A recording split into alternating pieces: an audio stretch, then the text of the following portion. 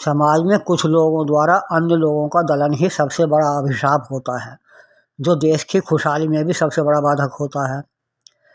समाज की खुशहाली में अवरोध बने इसी कारण पर सबसे पहले आघात करना होगा। यद्यपि आजकल निम्न समझे जाने वाली जातियों को दलित माना जाता है, जबकि दलित आर्थिक आधार पर भी होते हैं। दलित का अर्थ है वे लोग जिन्हें दला गया है अथवा जो शक्तिशाली लोगों द्वारा दले जाते रहे हैं, अर्थात पिसते रहे हैं, अर्थात जिनका शोषण होता रहा है।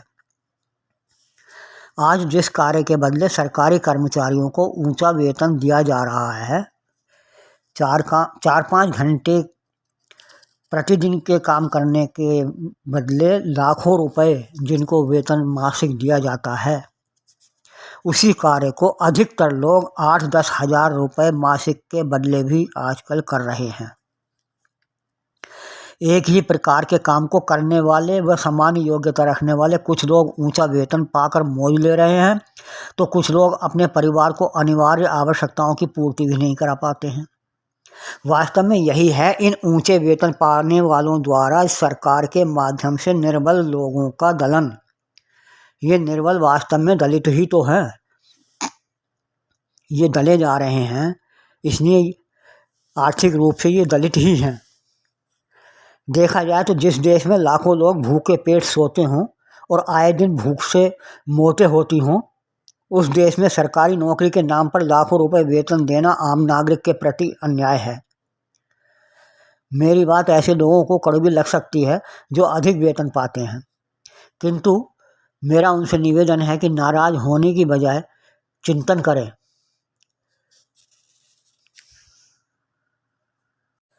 यह चिंतन व्यक्तिगत आधार पर नहीं बल्कि व्यष्टिगत आधार पर होना चाहिए। ये लोग अपने आप को एक आम आदमी के बदले रखकर देखें, तब विचार करें। देश का हर नागरिक मतदान देने का अधिकार रखते हुए सरकार बनाने में सहभागी होता है। दूसरे अर्थों में वह सरकार का निर्माता है। सरकार का कर्तव्य है कि वह किसी भी नागरिक को भूखों न मरने दे। देश हर नागरिक का है। हर नागरिक देश की अर्थव्यवस्था में सहयोग करता है। वह अप्रत्यक्ष रूप से कर यानी टैक्स भी अदा करता है। वह अपने दैनिक उपभोग की जो वस्तु खरीदता है, उस हर वस्तु पर वो टैक्स अदा करता है।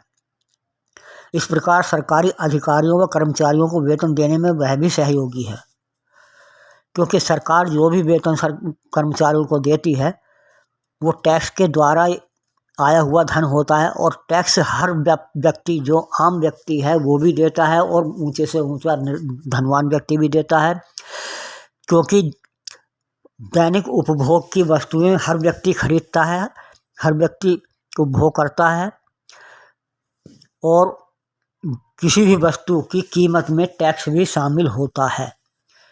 ये जो टैक्स पेयर जिनको कहा जाता है, वास्तव में टैक्स पेयर वो नहीं है, हर आम आदमी टैक्स पेयर है। धनी से धनी और निर्बल से निर्बल, यहाँ तक कि रिक्शा वाला, दिहाड़ी मजदूर और हमारे यहाँ कूड़ा बीनने वाले भी लोग काम करते हैं, वो भी टैक्स देते हैं। इस प्रकार कूड़ा बीनने वाले के द्वारा दिया गया पैसा भी सरकारी कर्मचारियों को मिलता है।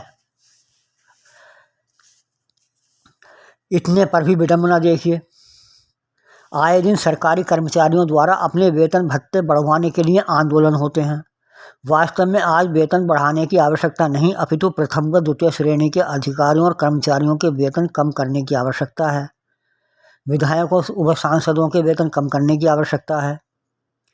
होना यह भी चाहिए कि देश के प्रति व्यक्ति आय के समान अथवा अनिवार्य आवश्यकताओं की पूर्ति के साथ 15% जोड़कर इनमें जो अधिक हो वो वेतन दिया जाए। सरकारी अधिकारियों व कर्मचारियों को सेवानिवृत्ति के बाद मुफ्त में पेंशन की सुविधा देना देश के उन लोगों के साथ अन्याय है जो दिन भर मेहनत करके भी 2 जून की रोटी मुश्किल से जुटा पाते हैं। प्रथम से लेकर चतुर्थ श्रेणी के कर्मचारियों के वेतन में अधिक अंतर भी नहीं होना चाहिए। यदि ऐसा हो जाए तो देश के धन का सही बंटवारा हो सकेगा और नौकरियां देने के नाम पर रिश्वतखोरी भी नहीं हो पाएगी, ना ही कोई भूखा मरेगा, क्योंकि इससे बेरोजगारों को भत्ता भी मिल सकेगा। इसके अतिरिक्त आम आदमी की तरह ही किसी भी जनप्रतिनिधि अथवा सरकारी कर्मचारियों को कोई सुविधा निःशुल्क नहीं मिलनी चाहिए। बड़े आश्चर्य की बात है कि सरकार कुछ व्यक्तियों को तो सरकारी नौकरी अर्थात आमदनी का निश्चित स्रोत देते हुए भी अन्य सुविधाएं निःशुल्क सुलभ कराती है, जबकि कुछ लोगों के बेरोजगार अथवा अल्प आमदनी होने पर भी उन्हें निःशुल्क सुविधाओं से वंचित रखा जाता है। क्या यह निर्बल लोगों के साथ या गरीब लोगों के साथ अन्याय नहीं है?